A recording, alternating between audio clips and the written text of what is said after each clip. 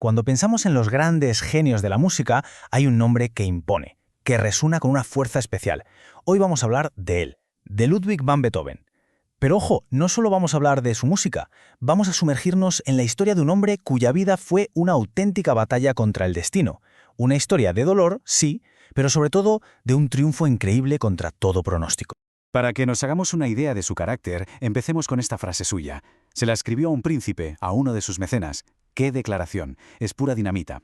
Desde el principio nos deja claro que él se veía por encima de cualquier título nobiliario. Su talento, su genio, era su única aristocracia. Todos conocemos la imagen del genio con el ceño fruncido, el pelo alborotado, pero ¿quién era la persona que se escondía ahí detrás? ¿Qué había en su interior para crear esa música que te agarra y no te suelta? Pues de eso va esto, de descubrirlo. Y para entender al Beethoven adulto, es fundamental que viajemos a sus orígenes. Unos orígenes, ya les adelanto, que fueron de todo menos un camino de rosas. A ver, pongamos las cosas en perspectiva. Pensemos en Mozart, un niño prodigio celebrado, paseado por las cortes europeas, una especie de estrella infantil. Bueno, pues la infancia de Beethoven fue la cara opuesta de la moneda. Su padre, un hombre alcohólico y violento, se obsesionó con la idea de que su hijo fuera el nuevo Mozart. ¿Y cómo lo hacía? Pues lo sacaban de la cama a altas horas de la noche para que practicara hasta la extenuación, a menudo con palizas de por medio. Esa brutalidad forjó un carácter rebelde y fuerte que se negaba a someterse a nadie. Repasemos muy rápido algunos momentos clave. Nace en Bonn en 1770. Fíjense, en su primer concierto su padre le quita un año para que parezca aún más prodigio. Pero el momento que lo cambia todo es su viaje a Viena. El primero, en el 87 se tuerce por la muerte de su madre y tiene que volver, pero ya había visto la meca de la música. Por eso en 1792 vuelve, y esta vez es para quedarse, para estudiar con el mismísimo Haydn y comerse el mundo. Y es justo ahí, en Viena, cuando está en la cresta de la ola, siendo el pianista más aclamado de la ciudad, cuando su vida da un giro terrible. Imaginen la peor pesadilla para un músico. Pues eso fue lo que le pasó. Hacia 1796, con solo 25-26 años, empezó a notar un zumbido constante en los oídos. Un tinnitus que poco a poco, de forma lenta pero imparable, se fue convirtiendo en una sordera total. El golpe fue tan bestial que lo llevó a pensar en el suicidio. En 1802 escribe un documento que es desgarrador. Se conoce como el Testamento de Heiligenstadt. Es una carta para sus hermanos, que nunca llegó a enviar, donde confiesa toda su angustia. Pero en mitad de toda esa oscuridad encuentra un motivo para seguir, y es este: no puedo irme de este mundo hasta que no haya sacado toda la música que llevo dentro. Brutal.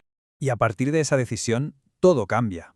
Beethoven no se rinde. Al contrario, va a convertir todo ese dolor, toda esa rabia, en el combustible para su música. Esta anécdota lo retrata a la perfección. Él admiraba a Napoleón, lo veía como el héroe de la revolución, por eso le dedicó su tercera sinfonía. Pero, cuando se entera en 1804 de que Napoleón se ha coronado emperador, su admiración se transforma en pura furia.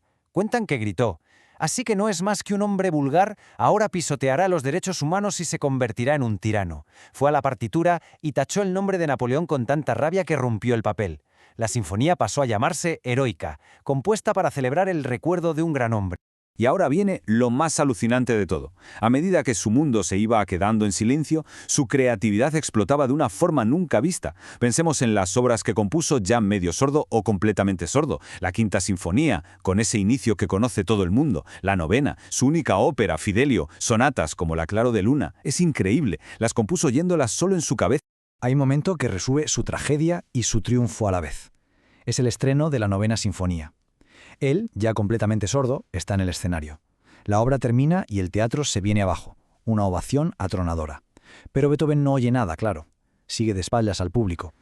Fue una de las cantantes la que, con mucho cuidado, se le acercó y lo giró para que pudiera ver la aclamación que no podía escuchar. Es una imagen potentísima. Su vida se estaba apagando, es cierto, pero su leyenda no había hecho más que empezar a nacer. Cuando Beethoven murió en 1827, se calcula que unas 20.000 personas salieron a la calle en Viena para acompañar su funeral. 20.000, para la época, era una barbaridad. Esto nos da una idea de la dimensión que había alcanzado. Ya no era un músico, era un mito. Y es que al final, el legado de Beethoven va mucho más allá de su música. Su propia vida se convirtió en el relato perfecto del artista que se enfrenta a un destino cruel y en lugar de rendirse, transforma su sufrimiento en una belleza que nos llega a todos. Es el símbolo universal de la capacidad del ser humano para sobreponerse y crear algo grandioso a partir del dolor. Y todo esto nos deja una última pregunta en el aire, una para darle vueltas. ¿Habría sido Beethoven el mismo compositor sin la sordera? ¿Fue precisamente esa lucha, ese aislamiento forzoso, lo que le empujó a romper todas las reglas y a crear un sonido completamente nuevo? Es una pregunta difícil, claro, pero nos hace pensar en esa extraña y poderosa conexión que a veces existe entre la adversidad y el genio.